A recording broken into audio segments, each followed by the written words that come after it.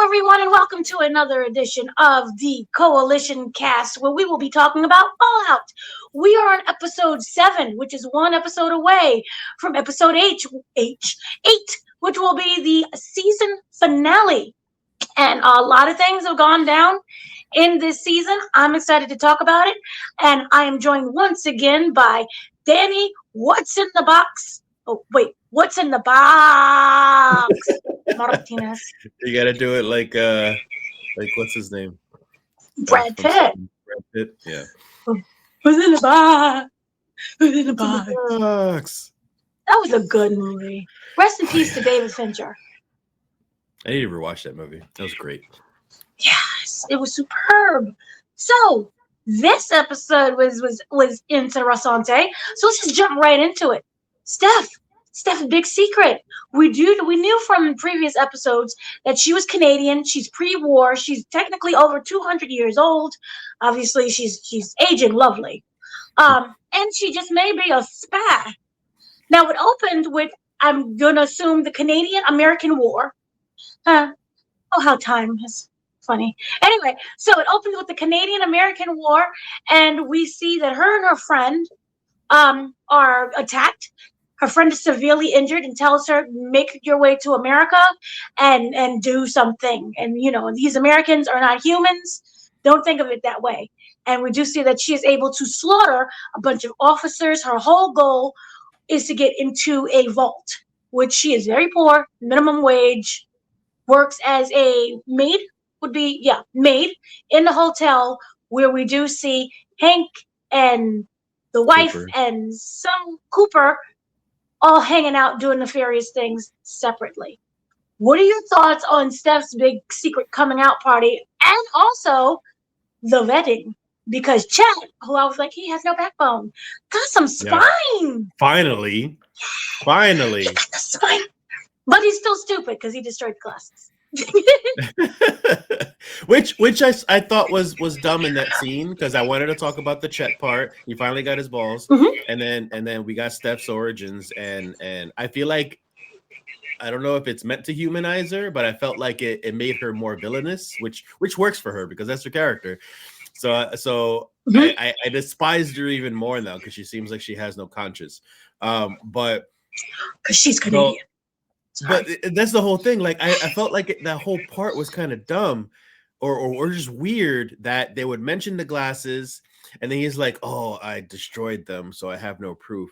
And I was like worried. I was like, "Oh, she's gonna get him now because he has no proof." But then he just, he's like, "Oh, by the way, though, she's Canadian," and she pops out. He pops out the ID, and I'm just like, "Oh, so he does have her." That was a weird, like, up and down moment real quick. I was just like, there's no point in the glasses, but there was point in the ID, and now she's exposed.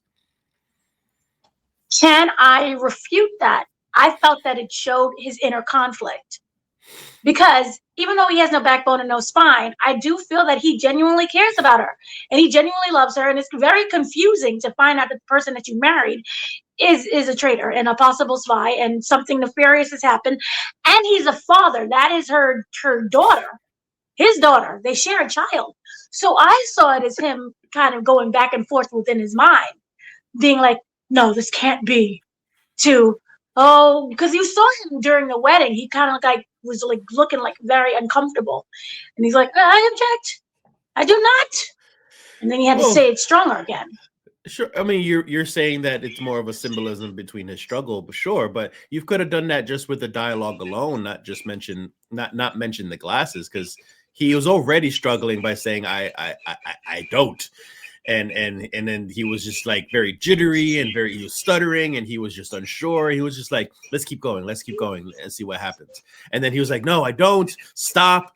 And then he eventually pulls out the card, and I was just like, I get the struggle, and I get that you want to show that, but I feel like the glasses weren't a necessary part of it. You could have still done that with the dialogue. But it's to also show, like, she's willing to lie about Will. We know that she's lying about Will, but she's lying to him about Will as well. And this is, I felt like a moment for him to finally click. And because he always felt like something was odd. Remember, he was the one who found the ID. So it was always him like, And And so for finding the glasses, I think that was really the nail in the coffin. And it really did show for me that was kind of the struggle of the whole situationship, Yeah. I think. No, I So still agree. what um this is so funny. I know that Fallout has its own lore, but it's interesting how, history repeats. So the whole, basically, the Great War is to make Canada the 51st state of the United States. Which, sounds very familiar. And so what do you think Steph's possible plan is? We do know that Betty knows something, and this is all about water rationings, and everyone's acting reckless, and there's no shower. I'm sorry, I couldn't deal with that. But the point is, what do you think Steph's big plan is? I have no idea, because we still don't truly know her motivations or anything. Like, all we know is that she was in the past. She had worked with Cooper and his wife, and she had dragged Hank off in that little laundry bin, and she was going to ask him for a job so that way she can get a Vault-Tec job and be safe in a bunker. So my only assumption is that box, with Hank's name on it, her and Hank have some kind of plan, something going on. I think maybe they're gonna show that she woke him up from that little laundry bin as she was carrying him away, asked for a job. And I assume Hank in exchange is like, I'll get you this job in exchange for you helping me do something else. So they have some sort of agreement going on, and that box has something to do with it. That's the only thing I could say. Like, I don't know what her plans are. I thought it was to kill everyone internally, because she's in the vault. So here are the survivors. Here are the people with power. So whatever's in that box, I'm going to assume is probably either a kill switch or an explosive. Because we did see in the very beginning her saying, they're not human, they're Americans. So that has always been her mission and her goal, I feel. So I think that it's some kind of way for her to basically kill everyone in there. I mean, she doesn't know what we know about what really happened with the war, but that could be an assumption. Yeah. If there's like poison or something that could damage the water supply that she's supposed to give them, because she owes them 50% of their water now, and maybe she's gonna poison that water. I never thought of it that way.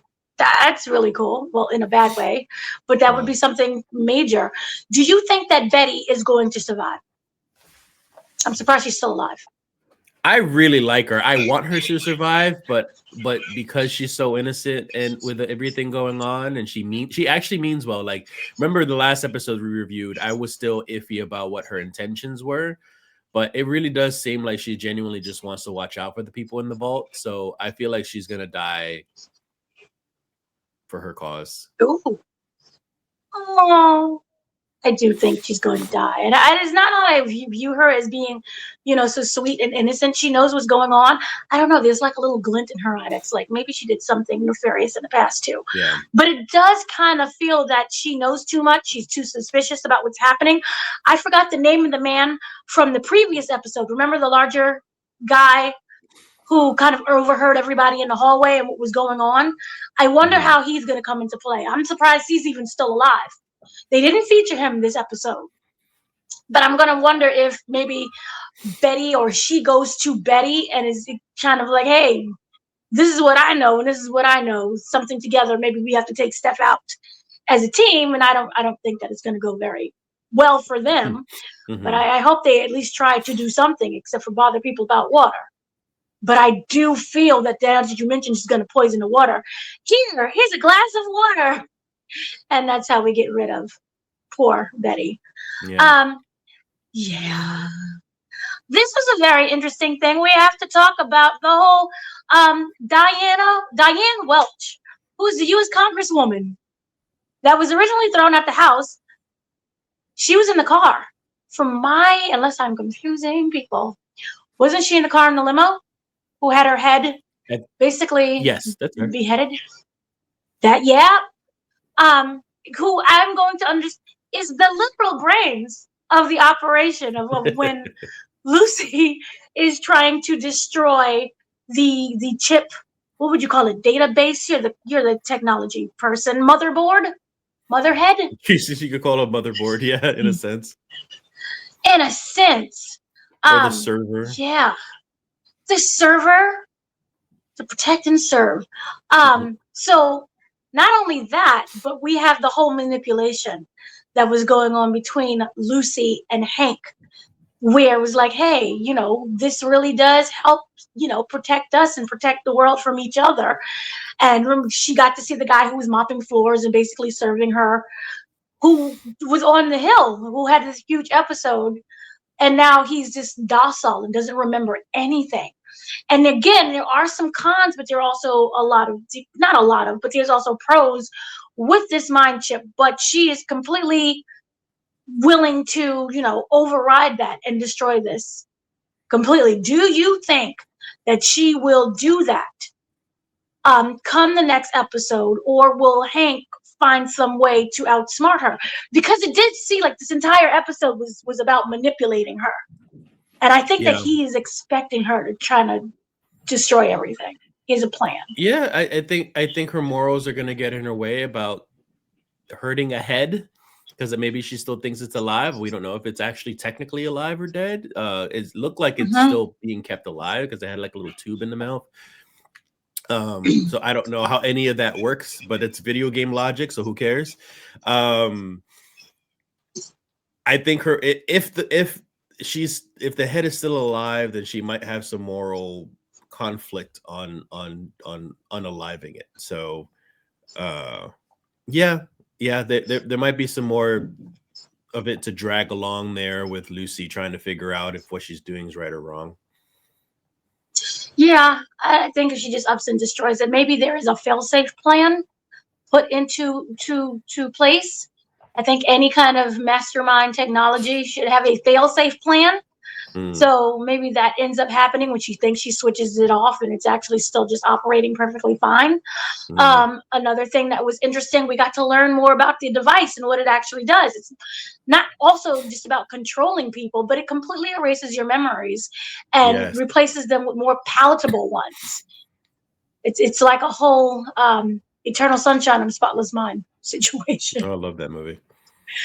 Which we all know had consequences in the end. So now that we know more information, we don't remember, because she ended up meeting the guy, and everything that she would have learned in the past, she doesn't remember anymore. So she's bound to repeat the same mistakes. Yeah, consequences. Yeah, consequences.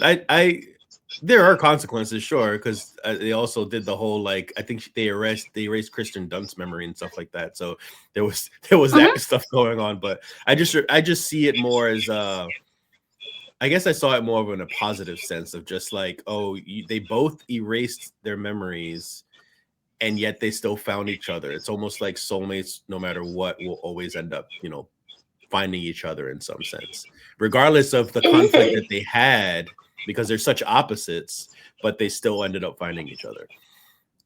Oh, you're an optimist. I'm a pessimist. No, absolutely not. That's the thing. I'm very much a cynical pessimist, but very, very cynical. But this is one of those movies. It's just like, oh, it's a nice message. Really? I thought this was terrible. I was ready to fight. I was screaming. And by the way, it wasn't Kirsten Dunst. It was Kate Winslet. No. Kirsten Dunst was a character in there. Remember that they had erased her memory too, because she was sleeping with the boss, the guy who was running the whole thing. Right. Oh my God. Yeah. And also Kate Winslet got her memory erased. Yes. Everyone was erased. Yeah. To me, that was a tragic movie. But that's funny how you're like, oh, and they met again. And I'm like, this is terrible. So confused by that. Yeah, so that seems to be an interesting concept, and so I'm still waiting for Lucy to be implanted with the device. Do you think that is something that has to happen for Hank to succeed, or again, just fail-safe plan? I think that would be a great cliffhanger if it ends that way, like literally just ends that way, and then we have to wait for the next season.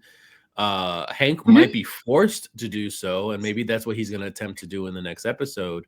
I don't know if it's going to actually happen, because Hank had already said once it's implanted, that's it, you're done. It's irreversible. So that would kind of ruin things if all of a sudden now Lucy's implanted, but then throughout season 3 they find a way to reverse it, and it's just like the whole thing is pointless then. So it's like the whole plot armor stuff. So I feel like if anything, Hank will try to, but fail. I think one of the biggest factors that we're missing is kind of that they teased at the end is the Legion. Because remember, she was like, well, the Legion's running amok. Yeah. Maybe they can implant it on the Legion. I don't know if they're going to go one by one and just start bashing people over the head with it and then find themselves in the chair. But that could be a big part of season 3. What happens when all the threats are annihilated?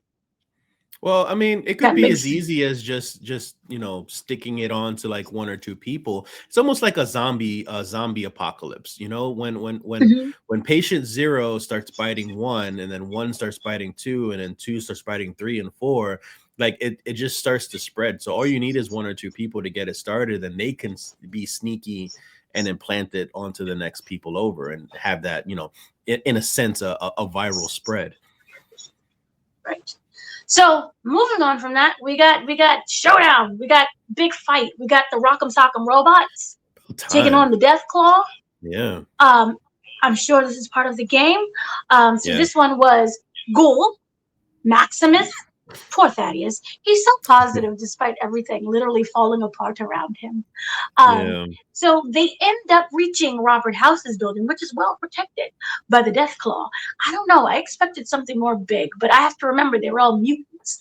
And before they're about to go and fight the day, this is a very important information, but basically Thaddeus's arm falls off. It literally just rots off. And then also he talks to Ghoul. He's like, yeah, we the Ghoul together. We're we're brothers.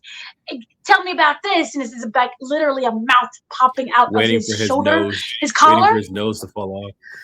And you could see the outline of the nose is slowly decaying. He was like, I'm ready for my nose to fall off. And he's all like excited about that. And he's like, yeah, there's a mouth. You got a mouth too? So he does not. And it's basically been revealed he is not a ghoul, but he is. Danny, take it away. Well, you're not confirmed, but because of those little hints, it's very likely that he's going to be a centaur, which is another. So there's a experiment in the games called forced evolutionary virus. And it's a serum that people have been experimented on, where it forces you, almost like Resident Evil. You know how like some people turn into zombies, or some people turn into lickers, and some people turn into tyrants. So it's like, I think that serum that Thaddeus took was an FEV virus, and its forced evolutionary thing is forcing him to turn into a centaur because he has the little mouth. Centaurs don't have arms where the arms should be, and they're actually like they kind of walk on all fours, but like in a weird anatomically strange way. So yeah, it's sad because they're disgusting looking, and it would be very cool to see him in live action, but I feel so bad that it's Thaddeus. Yeah, I do feel bad about it. My question would be, will he still have his mental capacities? Or is he just running around like a big block? They don't. Oh, this makes it so sad. Yeah. I wonder if there's a cure for it, because I want him to be okay. Yeah. With no arm and his nose falling off. But that kind of makes me really sad about the whole situation.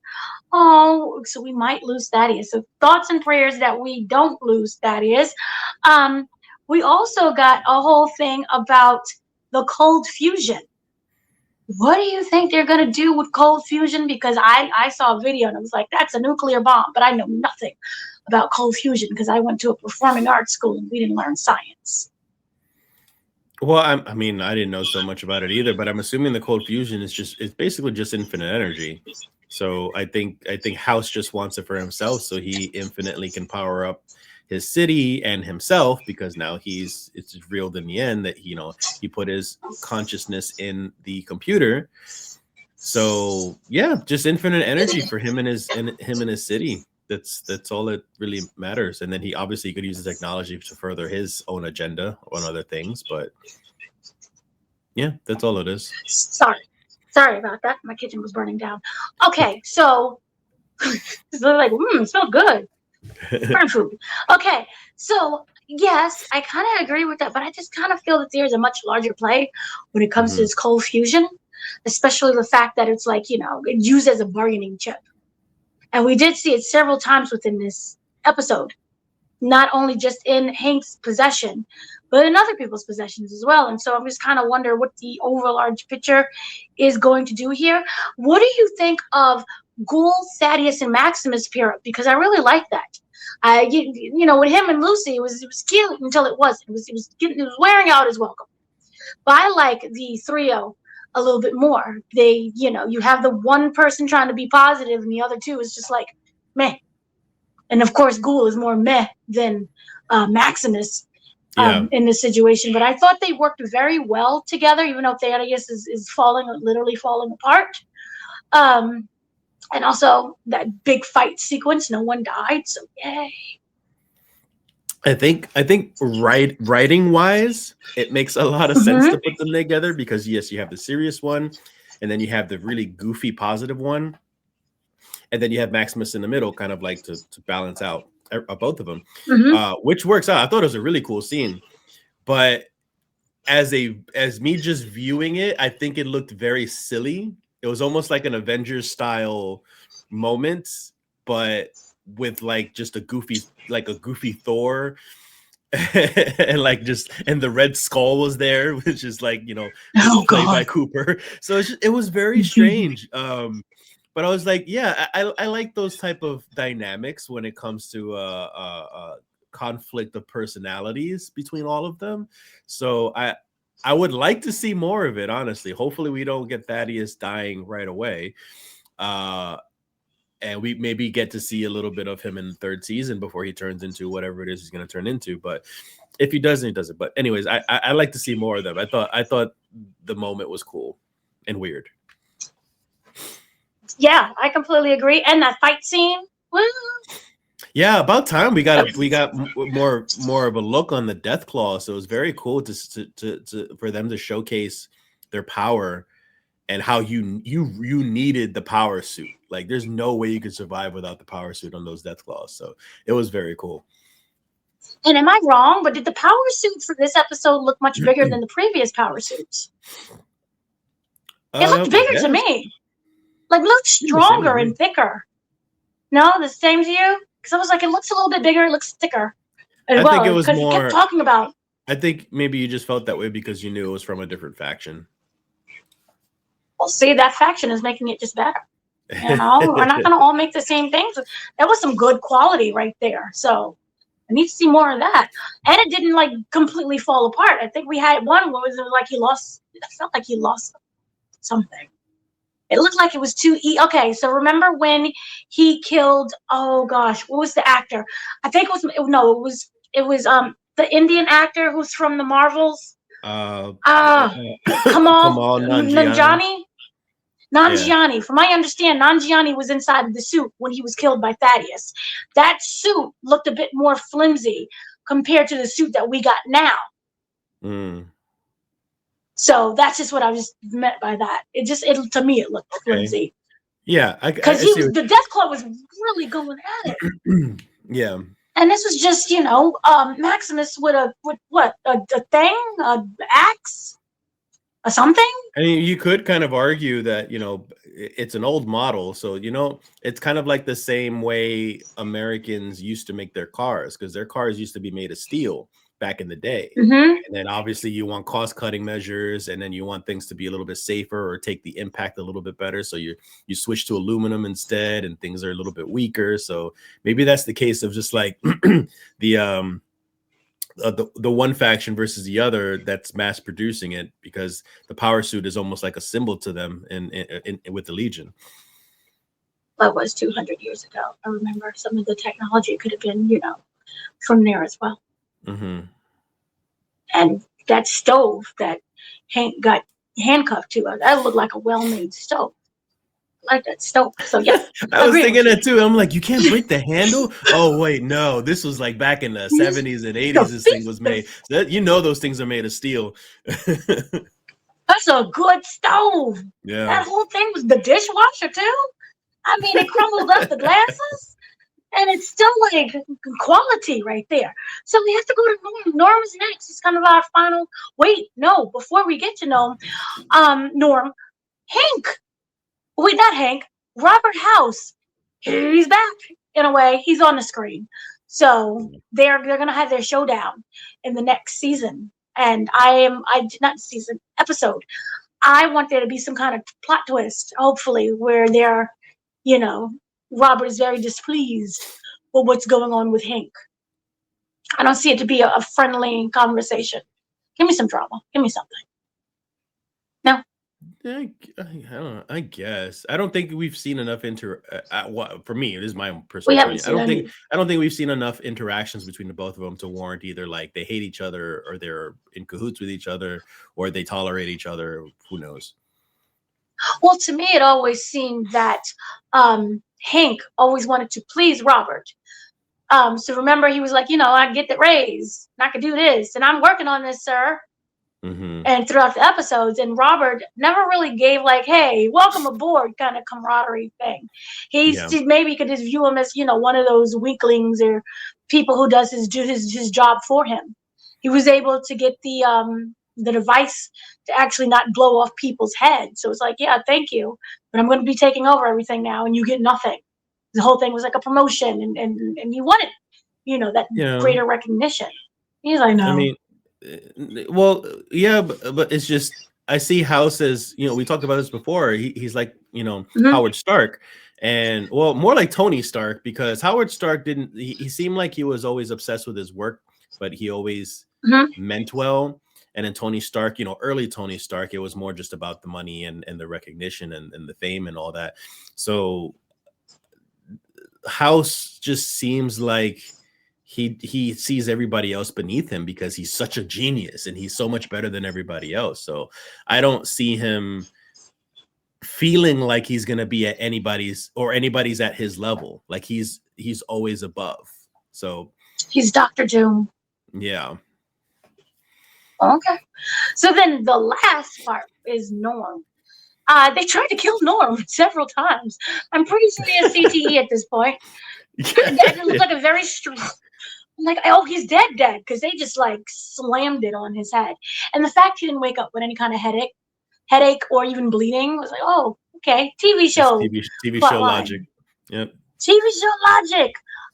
He called out for Lucy and his dad, and that made me sad.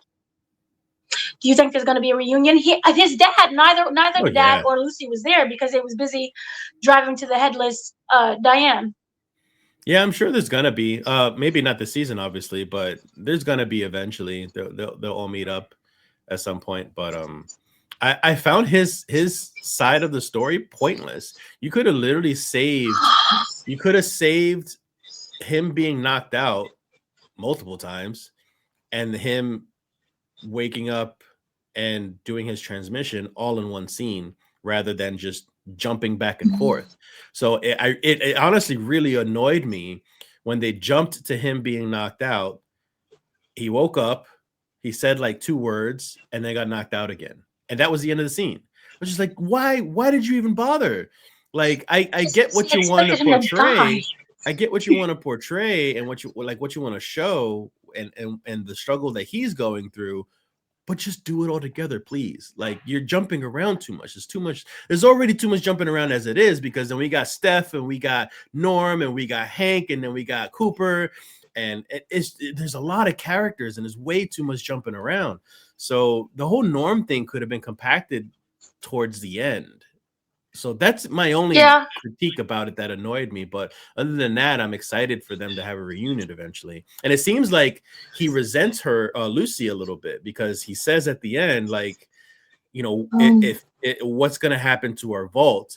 And did you know about it? Why didn't you tell us? Why couldn't you find us or save us or whatever it might be? So it seems like he's a bit upset with Lucy if he's thinking that was addressed to his dad. That was the dad who was addressing it too. Well, yeah, I guess so. Because he was calling for Yeah, Lucy too. So I assumed the whole thing was talking to Lucy. But yeah, I guess the dad makes sense. I view that as the dad, and now Lucy will have someone on her side because Yeah. he's finally realizing that things are not as perfect as he was told.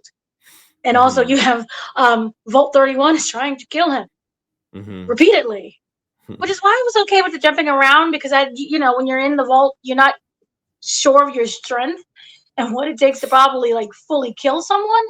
So I kind of was okay with like, oh, he's not dead yet, and then Mm-hmm. he bash him again, and then he just kind of pops up. But yeah, when the last scene before he's like, did you know the 31 is right there waiting to kidnap him? Well, baby, bash him in the head again.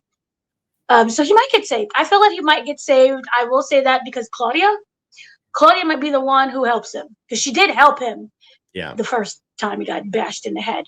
Or was it Yeah. the second time? The second time. So he might have some help there. So that should be really interesting. And then maybe also Betty, who knows, might come in and save the day. But something definitely is happening. So yeah, that is kind of everything that has happened in the entire episode. To me, I think it was very good. Finally, it's just a shame that we have to wait to the back end to get like some non-boring episodes. I understand storytelling, but come on now. I Yeah. do still feel that season 1 was stronger. So, are there any Yeah. final words that you have? Yeah, because to that point, actually I wanted to mention I had a complaint before that they never bothered explaining why it made a big deal that you're turning up the dial on something when the machine itself already works, the brainwashing thing. But then they finally explain it in this episode. The dial is to erase the memory. So the higher the dial, Mm-hmm. the more it erases. So people can basically start with a clean slate. And that made so much sense that I feel like it wasn't necessary to hide. I mean, it's not going to I hurt don't think they anybody. hit it. I don't think it was. Well, that's what I felt like because they never said anything. They'd constantly like show him turning the dial and getting frustrated because the thing clearly works at a low thing, but every time he turned the dial, he was always disappointed because the head explodes and the machine didn't work. And I was just like, what does it matter? If you're trying to brainwash somebody, it's already working. So they just kept failing to explain that his motivation wasn't just to brainwash, but what it was to erase their memory so that way they start with a clean slate and be happy and not remember all the traumatic events of this freaking apocalypse. So I feel like you could have said that earlier and it would have been perfectly fine with it, but it was revealed now, which again, it's not like a make or break thing for me, but I just feel like that's a little detail. I was just be like, I don't know why you had to withhold that information. I felt the complete opposite. I thought it was just, I can't reveal everything all at once. So for me, when she's able to actually see, how it works in person and to ask questions to the guy who was literally being brainwashed, that's when you bring it in. It's like, you don't remember me at all when we was on the hill. It's like, no, happy times. So for me, I thought it was better storytelling. So agree to disagree. But Yeah. that has been our recap, our analysis of episode 7. We look forward to the finale. We will be done with this by next week. So thank you so much for watching and have a great day, afternoon, evening, whenever you're checking this out.